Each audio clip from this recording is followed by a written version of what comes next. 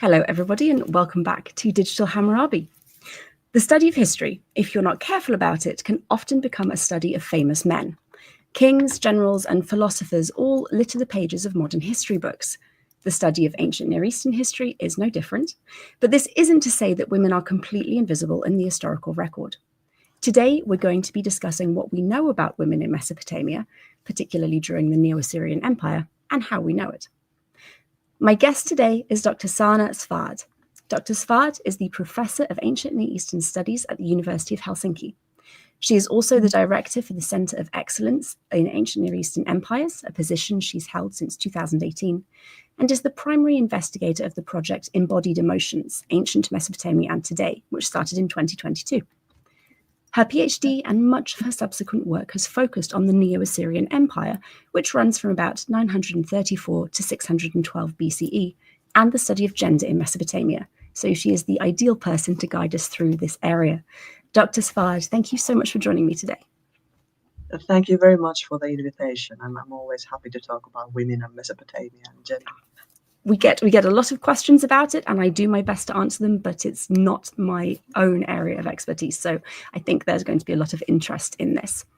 Now, before we get into the proper topic, I like to ask my guests what first interested them in their particular area of history. So what grabbed you about Mesopotamia? How did you become an Assyriologist?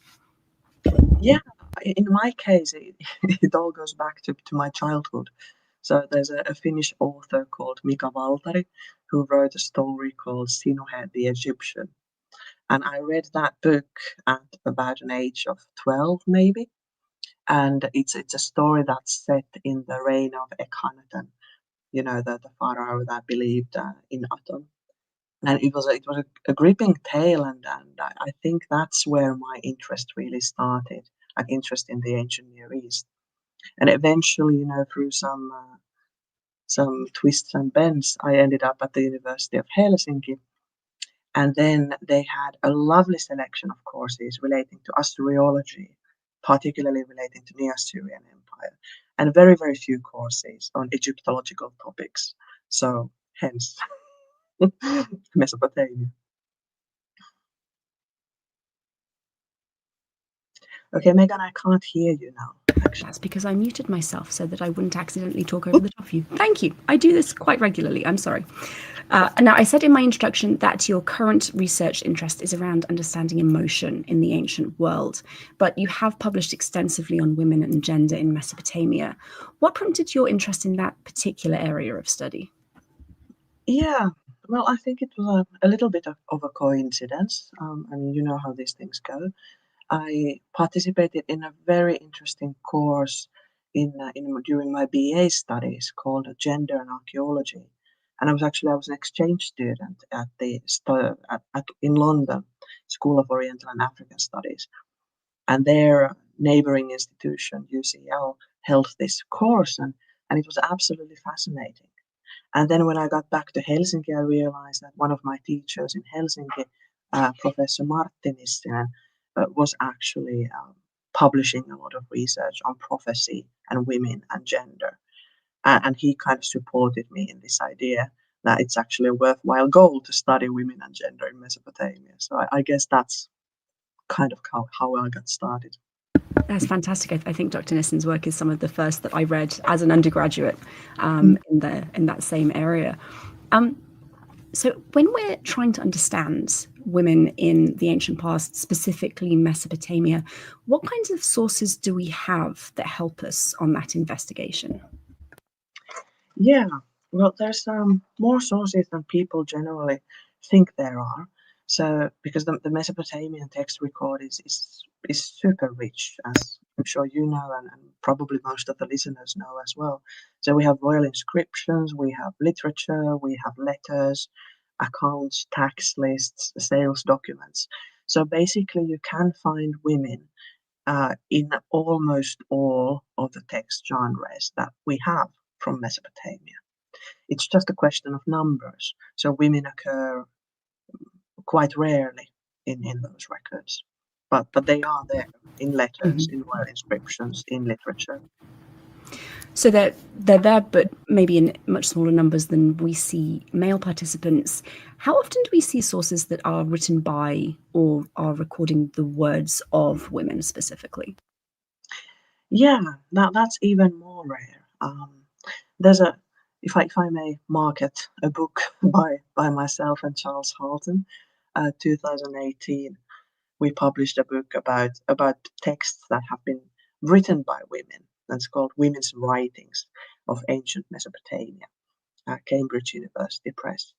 And our idea for that book was precisely that, like, how many texts do we have that can be said to have been written by women in some way, and there was enough to make a book. So so there are some oracles, prophecies, Sumerian texts, proverbs, letters, inscriptions, um, really all kinds of texts. But of course, an important distinction to make here is kind of like, what do we mean by written or authored anyway? Because of course in cuneiform culture only scribes could really write, and scribes were, well, like 2%, 3% of the population. So you have people who are actually, pressing the wedge to the clay and writing in that sense. But then you have a larger number of people who were dictating those texts to the scribes. So we tried to include as much of both kinds of texts as we could in that book, because we do know that there were female scribes and potentially female authors, and the letters I have to mention again because they are a super nice source related to women. They are wonderful. Now, in my introduction, I mentioned specifically the Neo-Assyrian Empire. Are the sources that we have for this particular period similar to what we see in other time periods, or are they substantially different? Now, I wouldn't say that they're substantially different, but from the Neo-Assyrian Empire, we have not only do we have a huge amount of texts, but we also have a great variety of genres. So in that sense, I think it is one of the richest time periods in Mesopotamian history.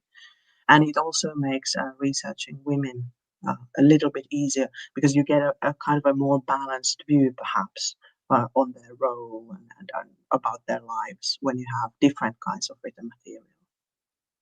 Thank you. Now, I think a lot of people have the impression that women in Mesopotamia were generally under the purview of some kind of male caretaker, so a father, a husband, or a brother. Based on your research, is this an accurate view, or does this need nuancing a bit? Yeah, it's not the whole truth, at least. So, as I mentioned, I mean, women occur in texts quite rarely, but in all the legal codes that remain, there are no particular restrictions that would have been set to women's agency, um, for example, in legal matters or in sales or, in any area of life, really.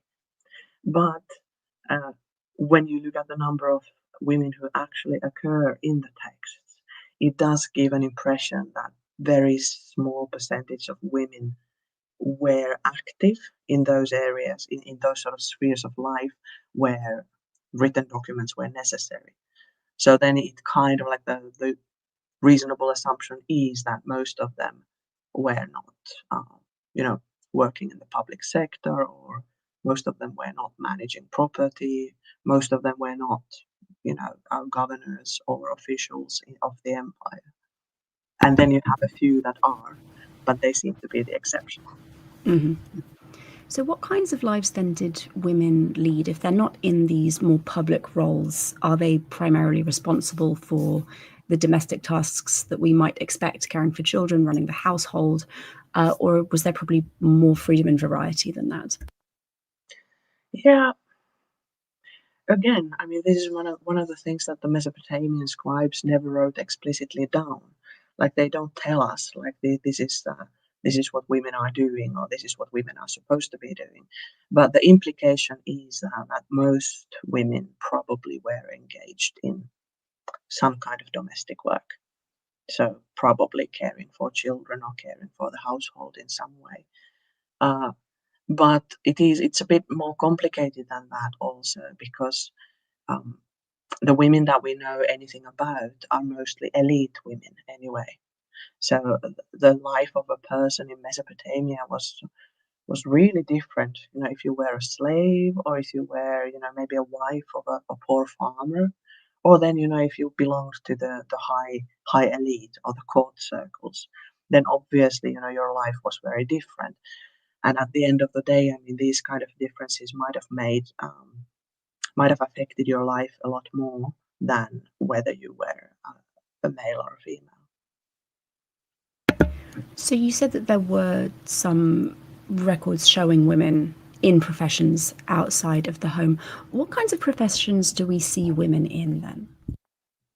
Yeah, well, the Neo-Assyrian Empire, which was the topic of my PhD and a lot of the subsequent work, we can maybe it's easiest if you think about women in three sort of areas or three contexts. So most of the information that we have about women's professions and lives definitely comes from the palace context. So we know about the relatives of the king, but we also know about female professionals who were administering things and working as officials as um, part of the administration of the empire. So we have documents and information about them. Then we have a little bit less information about women who worked or were affiliated with temples. So we know that some of them worked in some kind of cultic roles. Uh, and then both in temples and palaces, there's references to musicians, female musicians, or leaders of female musicians, also female themselves. So there were options clearly. And then we have in the third category, we have a few mentions, very few, but some mentions of women who were in craft professions. So female weavers, even a female stone borer or seal maker or something like that. Uh, but it's very frustrating because quite often these, you know, interesting craftswomen, they appear in a list of people, or maybe they appear in a sales document, you know, where they are selling something or buying something, and we never really find out much about them, much about their lives. That's unfortunate, but yes, I think true for a lot of history. Do we get a sense ever of women in maybe cultic circumstances? So they're priestesses, they're working in the temple. Are these women operating outside of a family unit, or are they kind of living at home with a husband or father, going to work and then coming home again? Oh yeah, that's a really interesting question. And again, I'm sorry to say that we don't know for sure.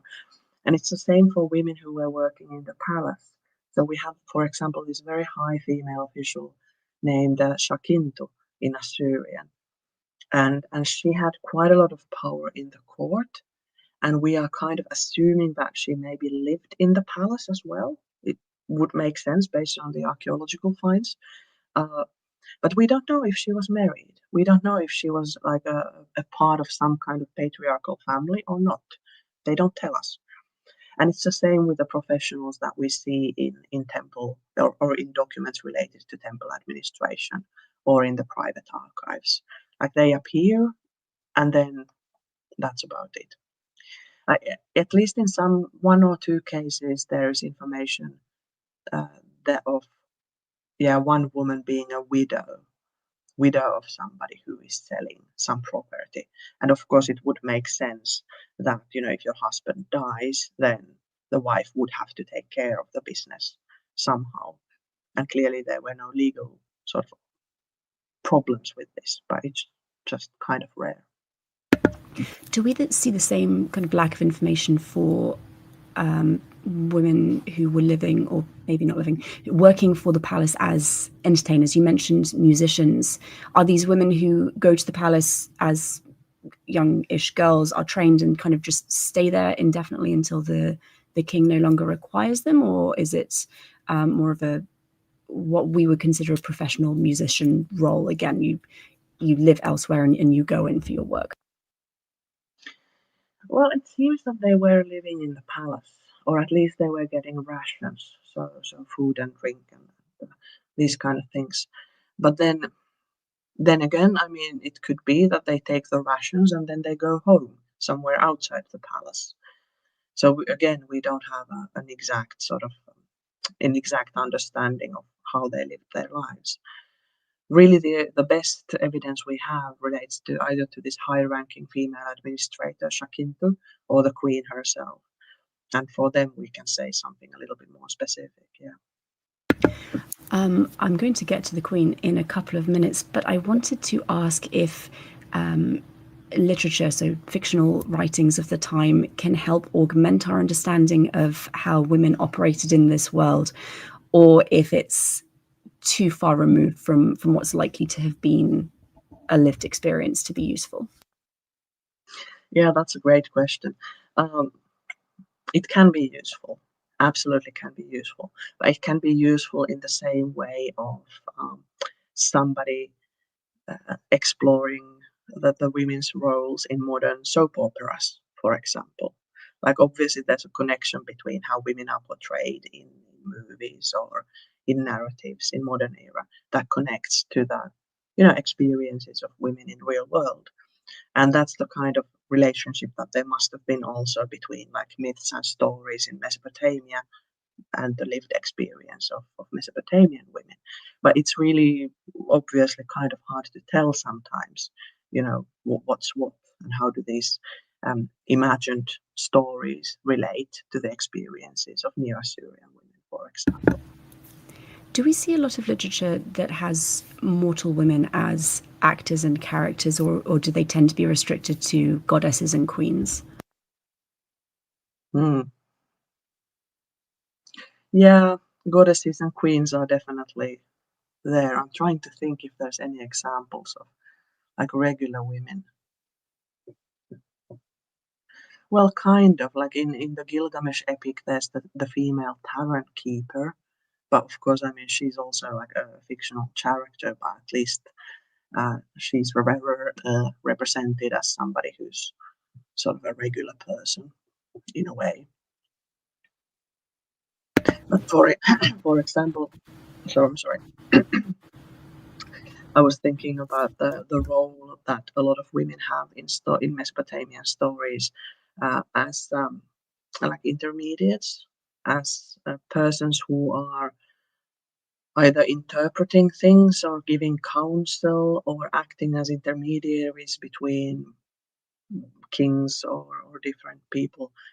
And that seems to be, I mean, at least that kind of a role is kind of supported for elite women and queens in real life as well. So yeah, maybe. Thank you. Now, you mentioned the Queen earlier as being one of the historical women that we have some better evidence for. Would the Queen have been an active player in state politics, or was this more of a ceremonial position? I would say an active player for sure. Like in the Assyrian hierarchy, of course, the king was the ultimate leader and the sort of the man between gods and his people. But the king was supported by his close family in the administration of the empire. So both queen and the crown prince, they had a part to play in how to rule the empire. And of course, the king then had governors and ministers and other people in his service. But his family was definitely part of the administration of the empire. So in that sense, very powerful people. Can we say anything about the daily duties or the requirements that a queen would have had to fulfill while she was living her life? Requirements that she was required. Can you? Would she have been needed to receive diplomatic envoys or administer to temple provisions or anything along those lines? Yeah, both. So, I mean, the queen that we know most about from the Neo-Assyrian Empire is Queen Nakia, who was mother of King Esarhaddon.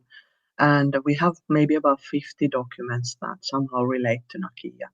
And in those documents, she's engaged in correspondence with some priests and learned people regarding rituals, regarding omens and prophecies. but also she's sending provisions for the temple, and she's receiving also kind of like, well, not exactly taxes, but tax-related payments from various places all over the empire. Thank you. Now, people who are familiar maybe with the Neo-Assyrian Empire or even just Mesopotamian kingship in general will know the kind of special place that the king had as essentially the high priest of the state religion. Do we see something similar with the queen? Did she have religious roles that were required to make sure that the empire was able to kind of exist in perpetuity? Yeah, well, there's some hints. Like there's this really interesting bronze plaque that is currently kept in the Louvre in Paris, and in that sort of, it's about this big maybe, and in that little bronze fragment, you can see a king and a queen in some kind of ritual procession. So it very strongly indicates that the queen had a part to play in some of these like rituals related to royal ideology and empire. But we don't know exactly what her role was. Another kind of more gruesome example, maybe, is the role of the substitute queen. I don't know, maybe some people know about this ritual of substitute king, that if the omens in Neo-Assyrian Empire, if the omens were really, really bad for the king, then they put somebody on the throne and called him the king, and he kind of mock reigned for a while, maybe 100 days or thereabouts. And then this false king was actually killed. And then the real king could safely return to the throne after the substitute king had been disposed of. But what many people don't know is that the substitute king also had a substitute queen who was also killed as part of this ceremony, this ritual. And to my mind, that also implies that in some ways the king and the queen were kind of working as some kind of pair or in tandem with each other to secure the future of the empire. Thank you. I had one last question, and then we have a couple of audience questions. So, audience, if you do have questions for Dr. Svärd, please put them in the chat and I will get to them before we finish up. I was wondering if you could talk a little bit about the role of the prophetess that we see in Neo-Assyrian history, especially because you worked under Dr. Nissen. Yeah, like I wish we knew more about them. Like we have these collections of prophecies from the Neo-Assyrian state archives, and in these collections, some of the prophets are female. Like they are delivering the word of God basically to the regular people. And we know that some of the prophets and prophetesses were not high ranking. They might not have been the highest elite in the temple hierarchy, but they clearly had a very important position in the cult and in this like divining the future basically in this sphere of action. Yeah, but I don't know what else I could say about them for sure. Just read Martin Nissinen's work. Absolutely. Thank you. Now, there are a couple of questions. These first two came from someone who submitted them to our newsletter. Do you have any particularly interesting stories or women that you have read about in texts that stood out or struck you, or an anecdote that you love that you don't necessarily get to talk or write about often? Oh, thank you. That's a nice question.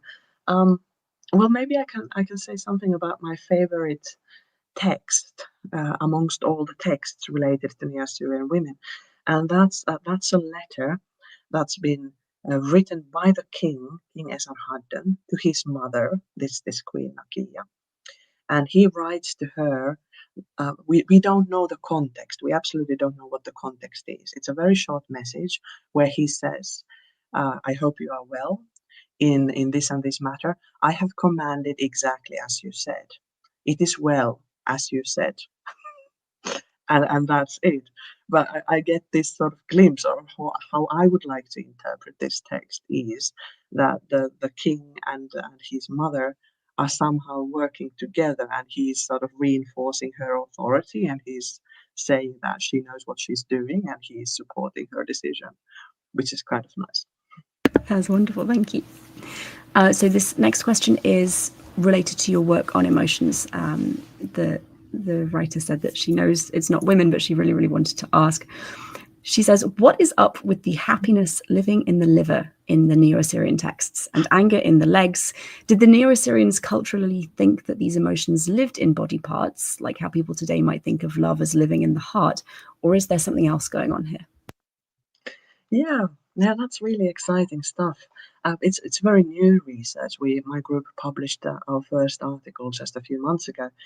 But yeah, basically there seems to be a statistical connection between liver and happiness in the Neo-Assyrian texts, and it kind of makes sense in the context of emotion studies in general, because I mean this is cross-culturally the case that people generally, Homo sapiens, feels emotions in their bodies, and then where exactly emotions are sort of positioned in different cultures. I mean that varies obviously. So we are hoping that with these sort of digital humanities corpus linguistic methods, we might say something about where the Mesopotamian people might have felt their emotions. But as I said, it's only the first article, and then the next step is to a lot of good old-fashioned philological work to figure out indeed, why is it liver and in which texts exactly and how often. So we'll see. Excellent, thank you. Now, questions from the YouTube chat. JS asks, how does the warrior goddess Inanna reflect Mesopotamian images of womanhood? Were there women in the military in any form? Yeah, Inanna Ishtar. I mean, she is interesting.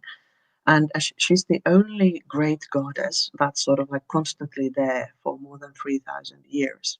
And she's definitely not reflecting your typical image of womanhood in Mesopotamia. But at the same time, she seems to sort of embody something about femininity that the Mesopotamians felt was really important. So she's the goddess of war, aggression, but also love occasionally, and different kind of positive things. So I think perhaps to not to talk too long about her, but probably her figure kind of embodies things, specifically the kind of things that are not typically female. So she's kind of showing what's female by being everything that a female typically isn't. But Thank you. it's a little bit more complicated maybe than that, but just to say something. And then there's the next one. No, please, if you have Yeah, additional because thoughts the on it, please second go for it. question was really interesting as well, whether or not women were involved in military affairs. Because we have this one interesting royal inscription where Sammuramat, Queen Sammuramat, seems to be going to war with his son. And it's a short inscription, but clearly she is somehow participating in the campaign. So, I mean, that's one sort of interesting peek to a kind of role that maybe a queen could have sort of alongside the king. But definitely in like your regular army forces, they had no females. Absolutely. Thank you. Big Zebra says, this business of substitute kings and queens, does it relate to the practice of killing kings after 1 year of service, the so-called sacred kingship? Interesting question. I don't think so. The Mesopotamian tradition was very distinct because it was always connected to bad omens. So it was like a sort of an anomaly. Something weird was happening in the sky or some other bad omens were seen. And that's why you needed a substitute king. So it wasn't like a regular thing in any way. Thank you very much. Alex asks, are there any letters written by women in which they express the difficulties or struggles of living as a woman in ancient Mesopotamia? Wow. Well, there is one Neo-Babylonian letter, or written in Neo-Assyrian times, but in Babylonian dialect, where a woman, if I remember correctly, is writing to her brother, and there are some difficulties that she's dealing with, and she wants her brother to come right away and deal with it, and somebody has died, and she needs help. So I mean, these kind of and this and other kinds of letters like this we have from Mesopotamia, but they, as far as I know, they never sort of explicitly address the question of what kind of struggles women in particular would have had in Mesopotamia. Thank you. We have one final question and then we're going to wrap up for today. Hengfa is asking, I wonder if anyone has applied stylometry to determine how many women may have dictated texts to scribes. Okay, now my English skills are failing me. What's stylometry? I'm honestly not sure. I was hoping that you knew. Hengfa, if you are still here, please pop in the chat what stylometry is, because neither of us know. Maybe it has something to, like, if it's possible to sort of see if the letter is written by a woman by the shape of the cuneiform signs or something like that. It says, so I did a very quick Google. Stylometry is the study of linguistic style, usually to a written language for various purposes such as authorship, attribution, and forensic linguistics. No, not as such. Like, people haven't worked on that from that perspective, mainly because we have so few texts that can be for sure attributed to women. So there's not a lot of there's not a big comparison point.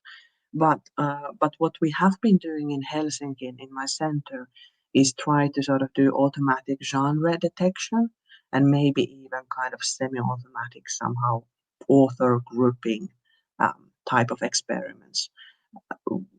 We are not sure if that's going to work out, but certainly, you know, with corpus linguistics, you can hypothetically sort of take a stab at that as well.